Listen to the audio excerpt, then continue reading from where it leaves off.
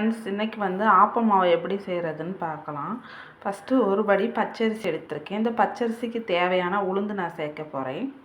பச்சரிசிக்கு தேவையான உளுந்து இந்த மாதிரி தான், ஒரு கைப்பிடி அளவு. ஒரு படிக்கு ஒரு கைப்பிடி அளவு. இப்படி கும்மலாக வச்சோம்னா இதான் சரியான அளவு. நம்மளுக்கு தேவையான உளுந்தை இப்படி கும்மலாக வச்சு சரியான அளவில் எடுத்துக்கணும். வெந்தயம் தேவையான அளவு, ஒரு சிறிது அளவு இதில் சேர்த்துக்கணும் வெந்தயத்தை. இந்த மாதிரி கும்பலாக வச்சா இதான் சரியான அளவு ஆப்பத்துக்கு. அரிசி படி தட்டுன அளவு, உளுந்தும் வெந்தயமும் இந்த அளவுக்கு வச்சு கும்பலாக வச்சோம்னா சரியான அளவு ஆப்பத்துக்கு எடுத்துருக்கோம். இப்போ இதை நம்ம கழுவிக்குவோம்.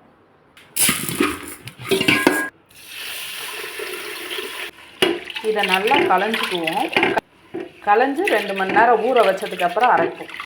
1க்கு 2 தடவை களைஞ்சிட்டு இந்த மாதிரி ஒரு 2 மணி நேரம் ஊற வைக்கணும். ஒரு முழு தேங்காவை நல்லா உடச்சி திருவி எடுத்துக்கலாம்.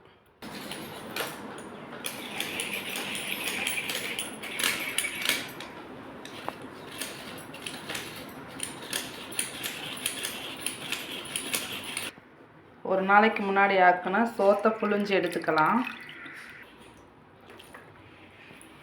ஒரு படி அரிசிக்கு 4 கைப்பிடி அளவு சோறு எடுத்துக்கணும். ஒரு முழு தேங்காவை நல்லா அரைச்சி எடுத்துக்கிறோம். திருவி நல்லா எடுத்துருக்கோம். இந்த மாதிரி 2 மணி நேரம் ஊறினதுக்கப்புறம் நம்ம இப்போ அரைக்க தயாராகிருச்சு. ஊறினது பக்குவத்தை பார்த்துக்கோங்க. 2 மணி நேரம் ஆச்சுன்னா இந்த மாதிரி வெந்தயம் எல்லாமே பெருசாக இருக்கும். இதை ஊற வச்சு சரியான பக்குவத்துக்கு நம்ம அரைக்கிற தயாரிச்சு. கிரைண்டரை போட்டாச்சு. நம்ம இப்போ கொஞ்சம் கொஞ்சமாக சேர்த்துக்கோம்.